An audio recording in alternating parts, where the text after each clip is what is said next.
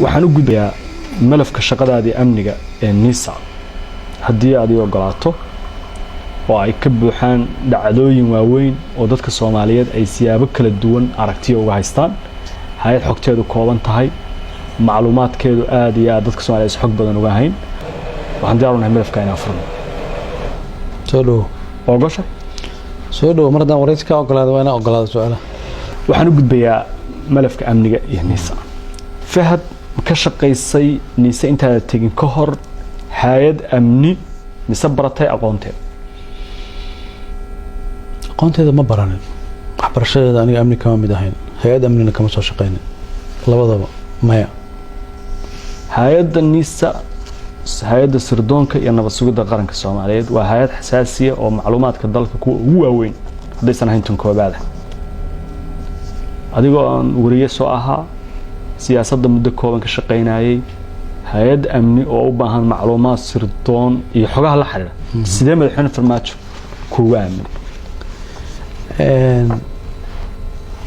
waxaan u maleynayaa inaa u baahan tahay inaa fahamtid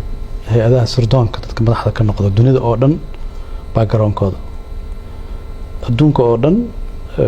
way ka dhacdaa ma aha 90% waxa madax ka noqda dad background-kooda siyaasad ka yimid waxaana lagu doortaa laba arrimood khibradiisa siyaasadda dalka taariikhda dalka aqoonta uu leeyahay iyo kalsoonida madaxweynaha uu ku qabo marka wax oo bidca ku ah Soomaaliya ma aha adduunyada badankeed waxa loo dhiibaa dad ama diblomaasiyadda ka yimid ama siyaasadda ka yimid ama military ka yimid marka wax cusub ma aha waxa leedahay anoon hay'ad amni ka soo shaqeyn aqoon amni soo baran NISA in la ii dhiibay sax bay ahayd madaxweynaha ku qancay madaxweynahana iga dhigay waana faraxsana waxaan ku iri bidca ma aha ariga taliyaha booliskana ma noqonin taliyaha military-gana ma noqonin laakiin sirdoonka qaranka adduunka oo dhan waxa loo doortaa dad siyaasiyiin laakiin ayada ka culus amniga iyo booliska marka laga hadlayo military iyo booliska nabad sugidda soo wax ka sareeya marka amniga qaranka laga hadlayo waxa laga fakaraa horta shayga wuxuu noqdaa la yaab marka ay Soomaaliya bas samaysay Mareykanka ka dhacda Yurub oo dhan bay ka dhacdaa Carabaha oo dhan bay ka dhacdaa Asia ka dhacda waxa loo dhiibaa qof baan garoonkiisa oo siyaasi yahay 90% aan ku dhahay laakiin waxa lagu doortaa qof maskax u leh xogtii amniga iyo xaaladda siyaasadda dalka intuu isku dhex kariyo maslaxada qaranka inuu ka soo dhex saaro qofkaasna madaxweynaha yaqaano laakiin isku duruuf ma nihin Soomaaliya Asia iyo Mareykanka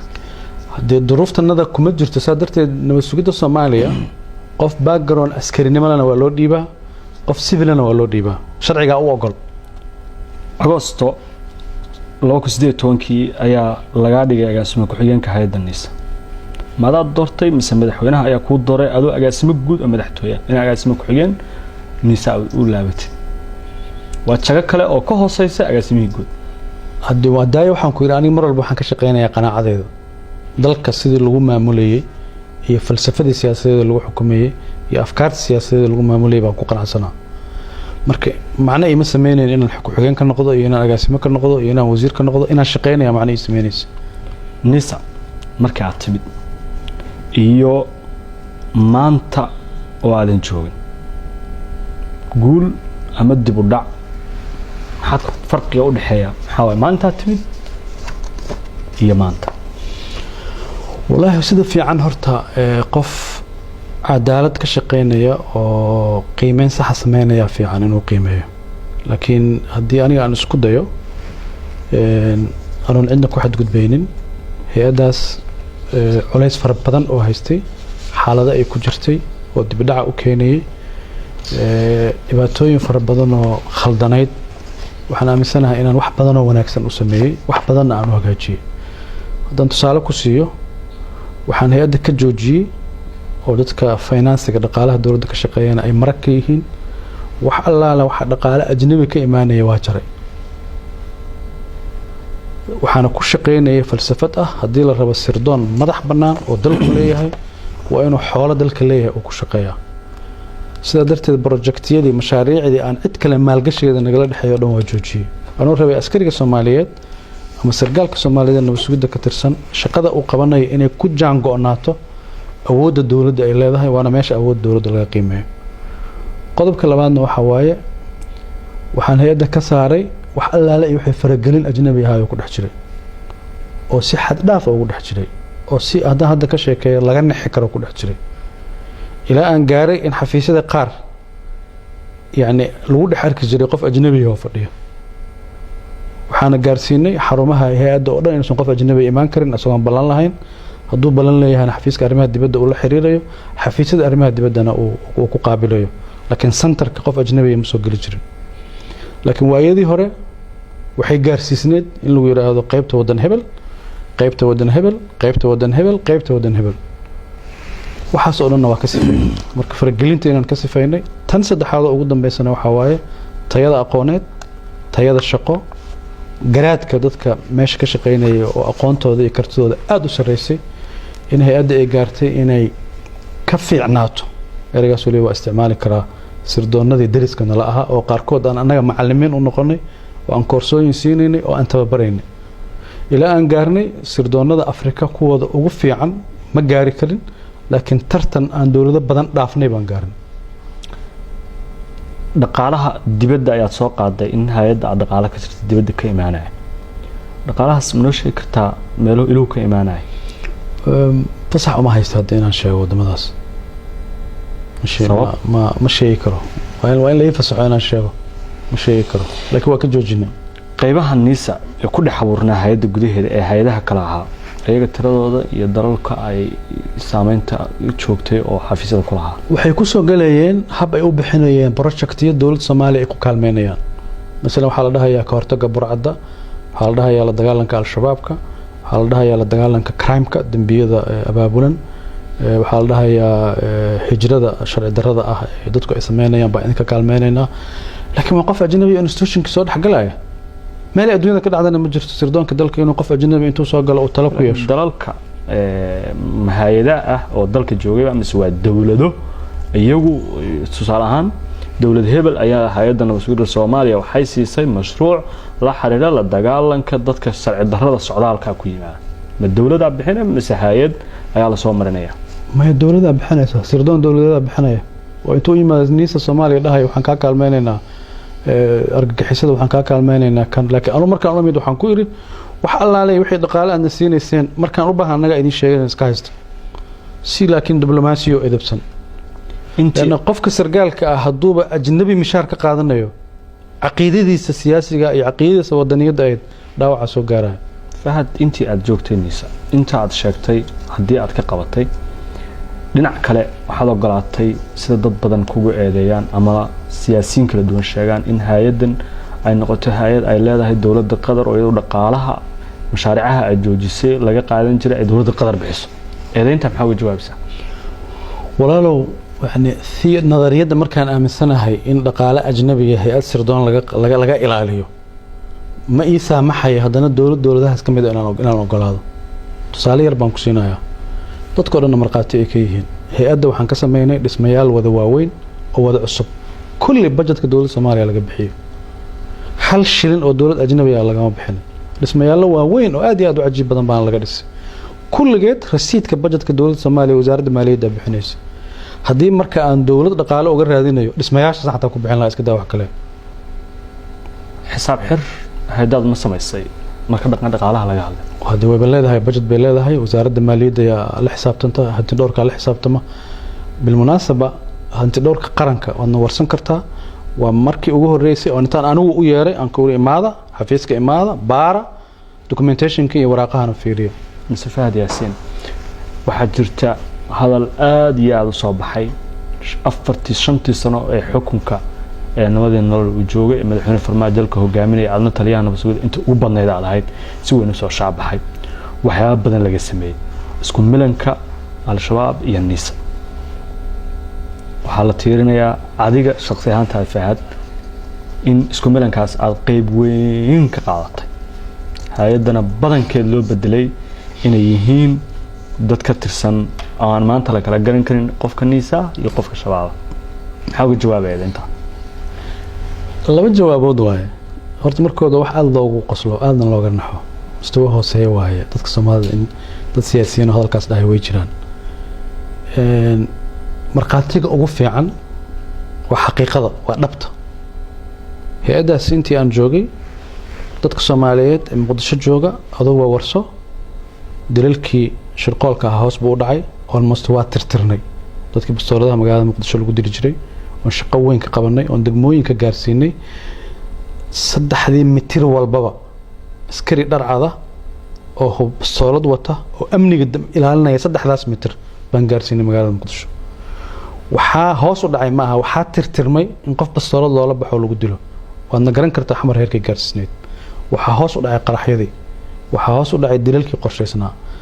waxaan gaarsiinay dadka magaalada Muqdisho xildhibaanada iyo siyaasiyiintu inay xaafadaha qaarkood intay sii fogaadaan ay xaafado kale ay ku noolaadaan 2018 amniga magaalada Muqdisho ma soo fiicnaaday mise waa sii halaabay dadka shacabka Soomaaliyeed warso marka ereyga isku milanka ma aqaano wax laga wado hataa yani macnaha uu sameeyay aniga ma garanayo laakiin hay'adda sirdoonka Soomaaliyeed awood ma u yeelatay inay xogta al-shabaab hesho awood ma u yeelatay inay shabaab intay dadka ka shaqeeya oo xogta u keeni kara inay intay dhex gasho xog qaranka anfacaya ka soo hesho laakiin haddii aanu annaga isku milanay amniga magaalada Muqdisho sida u wanaagsanaado uma wanaagsanaadeen adiga fahad al-shabaab xiriir toos ah inaad la leedahay lagu weedaya oo leeyahay magaca kuugu baxay ee la kunyada lagu raaciyo ama la qabka ama Abu Amaar magaca Abu Amaar horta waxa bixiyay dawlad ajnabi ah oo dhibsanaysa Soomaaliya horumarkay gaartay waxayna u soo dhiibtay dad ayaga u shaqeeya oo magacaas faafiyay dawladdaas wata mar raba magaceeda hadina sheego laakiin Abu Amaar hadda aniga kula hadlay ceeb ma arko Amaar wiilkayga la dhahaa Abu Amaarna waa magac ceebna ma ahan khaladna ma ahan adigoo wiilkaaga curadka hadii lagu magac daro khalad ma arko laakiin waa magac la rabo in si kala loo dhigo laakiin aniga ceeb ma arko Abu Amaar aniga Abu Amaar baa maxaa khalad ku jira ma jiro wiilkayga la dhahaa Amaar ma jiro ayaad leedahay xiriir ama wada shaqayn nooca doonta ugu yar ama isku milan oo u dhaxeeya al-shabaab iyo nisa fiiri waxa la fiiriyaa qofkaanu waxa uu qabtay ma al-shabaab ay u adeegeen waxa ay siisaa ficilkaas oo dhacay baa saas ahaa laakiin magaalada Muqdisho amnigeeda dawladda Soomaaliyeed ee xilligaas maamuleysay ma hagaajisay way hagaajisay ma hormarisay way hormarisay dadka erayga faafinaya waa dad dhibsanaya awoodda aanu ku dhaxyeelanay al-shabaab dhexdiisa xogta inaan ka heli karno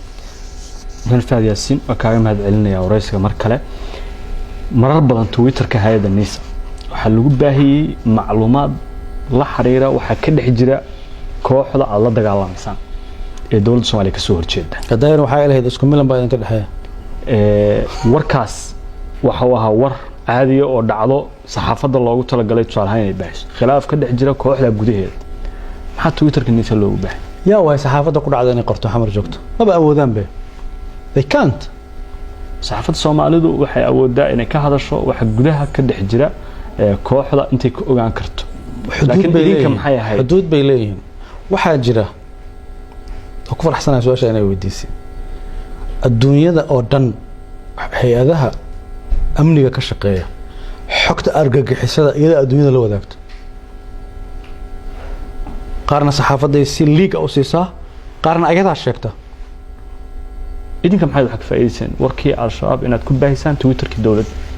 Twitter-ka kala noqotaan ayagu Twitter-ka NISA ay leedahay waa Twitter loo sameeyay in shacabka Soomaaliyeed xog amni ay ku helaan waxaaba loo furay dadka in loogu warbixiyo marka warbixinta xasaasiga oo aysan warbaahinta Soomaalida awood u lahayn inay sheegaan annaga xaq u leenahay sheegno Twitter-ka dhanba waxa loo furay in ummadda lagu hadlo fariinta warkiinu gudbinayay ee gudaha kooxda gaarayay maxay macnaha ka leeyahay waxa waaye labo horta inaan u sheegno inaan xogtooda ogna labo inaan ummadda Soomaaliyeed oo la cabsi galay inaan u sheegno wuxuu inaysan wax weyn oo laga cabsadaba ahayn labadaas qodob ugu muhiimsanaa mararka qaarna waxaan u sameeynay khatar amni oo dalka ku soo socotay baan si sophisticated ah oo xirfadaysan baan u sheegaynay markaan xogtaas ay liigarowdana dadkii mu'aamarada ka shaqeynay oo dhan waa kala carar jireen marar badanna way dhacday waxaan rabaa intii hay-addan aad joogtay waxaa dhacay khilaaf siyaasi ah khilaafka siyaasiga wuxuu ku saabsanaa kiiska Jubbaland Fahad waxa uu ahaa badhigaha dawladda iyo dawlad goboleedka Jubbaland ee arinta u dhaxaysa qofka dawladda Soomaaliya metelay ee wada hadalka kula jiray maamulka Jubbaland xilligii 2018 ilaa 2019 sax ma tahay sida taa ii weydiiso kala waay ani dawladda mas'uuliyiinteedan kamid ahaa marka dhacdo kasto dawladda Soomaaliya khusayso qaar kamid ah qayb waa ka noqon karaa okay marka Jubbaland teeda inaan qayb ka noqdo de shaqadeeda laga yaabaa inay sabab 2018 saan xogta ku hayo waxaa jiray kulan dhex maray adiga oo Fahad oo ka socda dawladda federaalka ee Soomaaliya gaar ahaan taliyihii nabad sugidda ahaa ama metelay madaxweynaha qaranka Axmed Madoobe oo ah madaxweynaha dawlad goboleedka Jubbaland iyo madaxda ugu sareeya laamaha amniga ee Kenya mid kamid ah kulankaas inuu ka dhacay Nairobi looga wada hadlay inaad Kenya ka dalbateen ka dawlad federaal ahaan arinta Jubbaland ee gudaha ah inay faragelinta ka dayso ay kala shaqeyso sidii Axmed Madoobe idinku oo khilaaf xiliga idin dhaxeeyay aad isku fahmi lahaydeen kulankaas ma dhacay kulankaas wuu jira aniga Axmed Madoobe inaan mas'uuliyiinka Kenya la kulanay doodeedana ay ahayd inaan Kenyaanka u sheegaynay Soomaaliya arrimaheeda faraha ka qaada arinta Jubbaland faraha kala baxa faragelinta Soomaaliya faraha kala baxa wixii aad Soomaaliya uga baahan tihiin xamar la soo xiriira dawladda dhexe kala soo xiriira Axmed Madoobe oo fadhiyana u sheegay waliba hatta waxaan gaaray inaan ku iraahdo iyadoo mas'uuliyiin Kenya fadhiyaan Axmed Madoobe u sheega madaxweynaha ugu farmaajo waaye ma aha madaxweynaha Kenya ixtiraamka iyo qadarinta iyo saaxiibtinimada uu muujinayo dawladda Kenya waxa ka mudnay dawladda Soomaaliya inuu muujiyo markaas dawladda Kenya inaad kala hadashaan Axmed Madoobe madaxweyne farmaajaha ixtiraamo inta uu ixtiraam lahaa madaxweyne Uhuru Kenyatta message-ka noocaasa sidee ayuu dawladda Soomaaliya ku ahaa Axmed Madoobe yaa keenay Soomaaliya yaa ku haya yoo jooga Jubbaland Axmed Madoobe laakiin waa madaxweyne dawlad goboleed oo yaa Soomaaliya keenay asagoo taanka Kenya saaran buksmaayay waxa uu maleysay inuu yahay nin doorasho ku yimid halka wax laga xoreynay oo ciidanka AMISOM ay kamid ahaayeen Kenya hada sheekooyinka moogtahay waa isleeleeyeen hadii la israacayana waa israacayaan hadii la kala jarana waa la kala jaraya Axmed Madoobe sidiisba waa mashruuc ajnabi oo lagu beeray Soomaaliya Soomaaliyana ku nool hada si kala kugu dhigo Axmed Madoobe waa kansar siyaasadda Soomaaliya ku jira maalinta uu siyaasadda Soomaaliya meel uga baxo maalintaasina Soomaaliya hagaagaysaa Axmed Madoobe waa madaxweynaha dawlad goboleedka Jubbaland waxaana uu kamid yahay madaxda ugu xukunka dheer ee joogtay dawlad goboleedyada mana aha annagu ma hayno halka aad ugu yeertay kansar inuu kansar ku yahay siyaasadda Soomaaliya 2018 kulankaas waxaan ogaanay xogta sida aad u sheegay si kale inay ahayd oo ah inaad ka wada hadasheen Kenya Axmed Madoobe inuu madaxweynaha dawlad goboleedka sii ahaado teeramka u bilaabanaya Agoosto 2019 idinkana uu idin fulinayo mashruuciina ku wajahan idinka markaa leeyahay dawladda federaalka ayaa ula jeedaa idin fulinayo mashruuciina ku wajahan 2021 doorashada inuu xildhibaanada idinka saacido sidana ku soo heshiiseen ma kulanka heshiisku ma dhamaanin khilaaf ku dhamaaday anagoo isfahminaan soo kala tagin hadii aad dib u xusantahay taariikhda diyaaradii Muqdisho markaan imaaday oo elboor ka soo degay intii hawada aan soo saarnaa waa xiriirkii u jirta Soomaaliya marka sidee xiriirka ugu jirta hadaan ku soo heshiinay Kenya anagoo iskhilaafna soo kala tagnay Kenya marka aad la kulantay inay ka codsatay in ay ka tanaasushaan dacwadda badda si ay iyana malafka Jubbaland ku wareejiyo masaxada siyaabo kala duwan kulankaas siyaabo kala duwan marba kulankaas inaan ku soo qaado laakiin dawladda Kenya inay arinta badda rabtay in laga laabto arinta badda ay dawladda Soomaaliya ku pressure gareysay is not secret dadka dhan baa wada og in dawladda Soomaaliya u dhibaatooday kiiskaasna qof kasta oo Soomaaliya og waana sababta Axmed Madoobe Jubbaland loogu hayo dan Soomaaliya loogu ma hayo haddana uma joogo dan Soomaaliyeed waa eedayn weyn Fahad eedaynta Axmed Madoobe anana Axmed Madoobe haddana lama joogo ee aad ugu yeertay inuu kansar ku yahay siyaasadda Soomaaliya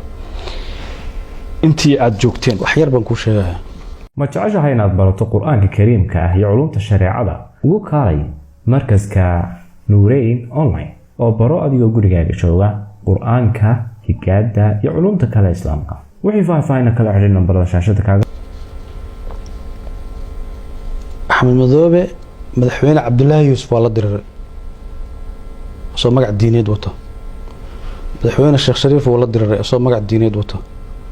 madaxweyne xasan sheekh teeramkiisii hore waa la diriray isagoo magac kale wata madaxweyne farmaajo waa la diriray isagoo magac kale wata xasan sheekh mar labaad la doortayna wuu la diriri doonaa intaas marka hadda anagu ka gardareen madaxweynayaasha kale oo dhan masaan gardarnaa cabdiqaasim oo baysan soo gaarin inta kale wuxuu ahaa dhibaato dowladda Soomaaliyeed jiritaankeeda kansar ku ah hadda anagu ka gardareen xasan sheekh kama gardareen sheekh shariif kama gardareen cabdullaahi yuusufna kama gardareen xasan sheekh hadda la doortayna wuu dhibi doonaa taariikhdan ku sheegi doonaa shirkii 2018 Nairobi ka dhacay marad ka soo laabatay kadib waxaa jiray ra'iisul wasaarihii xilligaas iyo adiga inaad tagteen Kismaayo markaa tagteen Axmed Madoobe inaad la kulanteen si loo dhameystiro wada hadaladiinii Nairobi sidaad sheegtay waa fashilmaatay laakiin waxaan haynaa xoga inaad tagteen oo aad tagteen Kismaayo oo aad la fariisateen Axmed Madoobe oo aad soo heshiiseen dibna aad u balanteen Muqdisho inuu yimaado isku daygii u dambeeyay buu ahaa inaan bal annaga Soomaali ahaan isku barsano waa run ra'iisul wasaare xasan ali khayraat tagay aniga wafdigiisaan kamid ahaa 3 maalmood iyo 4 maalmood baan joognay markaan ka soo laabanay ka bacdi xamar baa asagana yimid wada hadalkiina wax macnaa ma dhaleen wax miraa ma dhaleen marka uu xamar yimid oo aad weydeen dantii aad lahaydeen waxaan maqalnay inaad isku daydeen inaad qabataan oo xirtaan madaxweynaha Jubbaland martiba uu noo ahay qof marti ku ama xirisa halka wasku xasan Axmed Madoobe oo martiyay أنا مرتبة ميو حرلا هلا كواس كده يدين حتى صورة قلمة وهبة دقن صومالي حتى معها مرتبة أو نقضي أنا مرتبة ونون نقضي ومدحويني صومالي مرتوها رئيس الوزراء مرتوها سيكون عكرت قف مرتكو أنا حرت قولي مدحوينها قولوا كل جمال كل جنب دقنا اسكت جالس لك هو داعي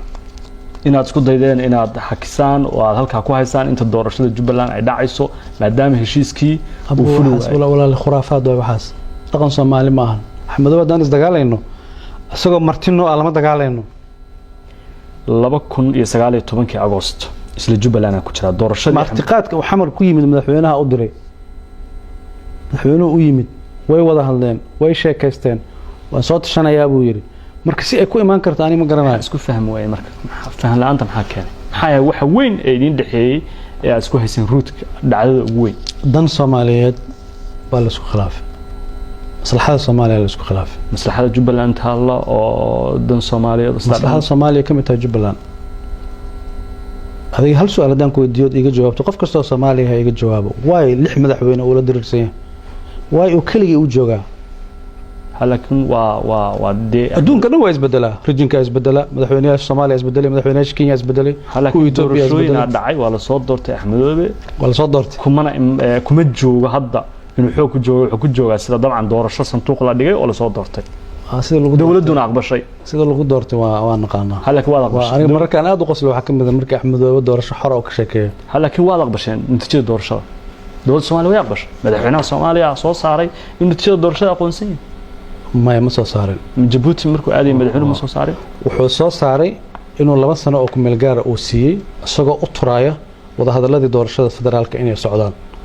oo Puntland ay shardi ka dhigatay inay Jubbaland soo fariisato maantana waxaan aaminsanahay Puntland inay ku khasaartay xiriirka ay Jubbaland la sameystay waagaas madaxweynayaal hore oo xukunka soo maray iyo siyaasiyiin badan 2019 doorashadii markay dhacday Axmed Madoobe hawadaad ka xirteen waa la dagaasheen dagaalkaas intaan aadan ka hor diyaarada ciidanka Ethiopia ay leeyihiin ayaa lagu eedeynayaa adiga fahdan malafka inaad haysay in dawladda Ethiopia laga soo kareeyay commando si ay Axmed Madoobe u qabtaan oo weeraraan Kismaayo hawadana laga culiyay Axmed Madoobe eedayntaas oo ay shirqool ah doonaysa inay dishaan ayuu marar badan sheegay maantay waa markii ugu horeysay aan fursad u helay su'aasha inaan ku weydiiyo ma saxba inaad ka shaqeysaan shirqool Axmed Madoobe lagu dilay oo dawlad kale oo Ethiopiana oo Soomaaliya ka madax banaan oo waxba ka gelin oo soo adeegsataan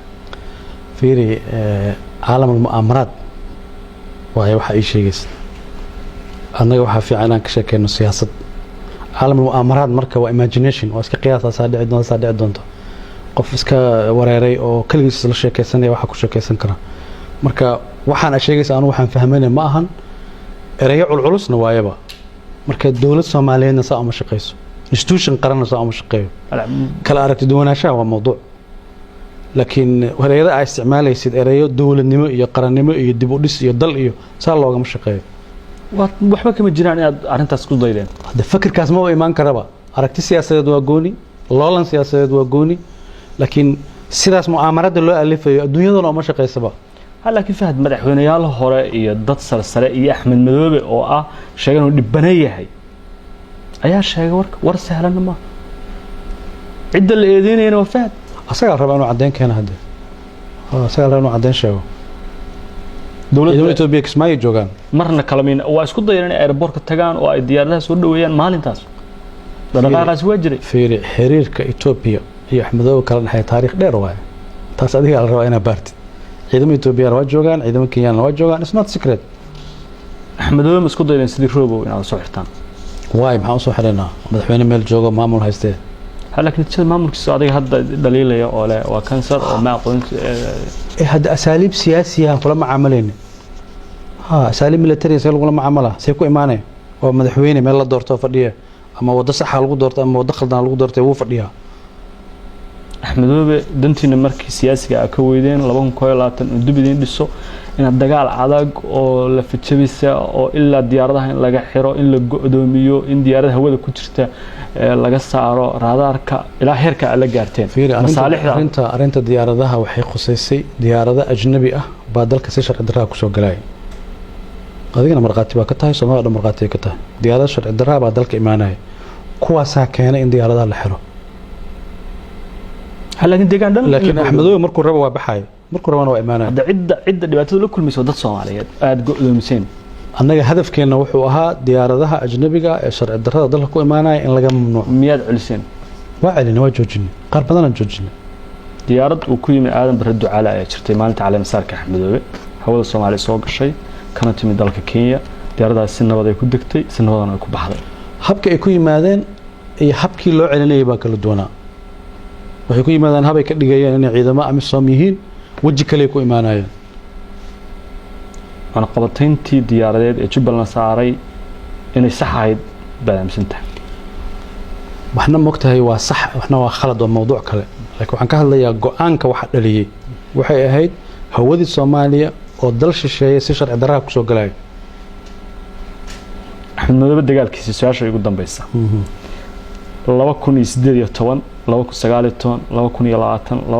2018 maalinta 15 May howlka ayuu ka campaign gareeyay waan idinka guuleystay isagoo oo madaxweyne Jubbaland waa jooga Fahad iyo Farmaajo iyo nabada nolol xukunkooda ka digeen idinka guuleystay soo wada sabarmalan maxay dhib leedahay anaga mabaadiideena waxaan aaminsanayn baan ku shaqeyneen oo aniga hadda kule waa kansar laakiin waa idinka guuleystay hadda siyaasadda Soomaaliya in laga badiyo ceeb ma aha khaladna ma aha doorashada mar baa gashaa oo guuleysan mar kale aad gali ma guuleysanaysid waa natural adduunka dhan bay ka dhacdaa waa mahadsan tahay Fahad Yaasiin waxaan galaynaa markan kiis kale oo xasaasi ah oo isla hay'adda NISA shaqadeeda ku saabsan waana kiiska sargaalad Ikraan Tahliil waxaan doonayaa inaan furo kiiskaas oo muhiim oo dadka Soomaaliyeed oo dhan ay eegayaan adiga Fahadana aad u tahay baddiga hay'adda NISA maadaama aad soo xukuntay waa kiiska maqnaanshaha sargaalada oo ah gabar ka tirsan hay'addan muddo ku siman sanad aan raq iyo ruux meel ay joogto ma nooshahay ma dhimatay aan cidna warahayn ehelkeedana kurbo weyn ku haysa iyo dadka Soomaaliyeed siyaabo kala duwan saameyn ugu leh kiiskan ayaan rabaa inaan furo waxa la aaminsan yahay in xogtiisa oo dhan aad hayso ma iga aqbalaysaa inaan ku weydiiyo adna iga jawaabto sida saxda ah ee aad macluumaadkiisa uga haysto soo dhaw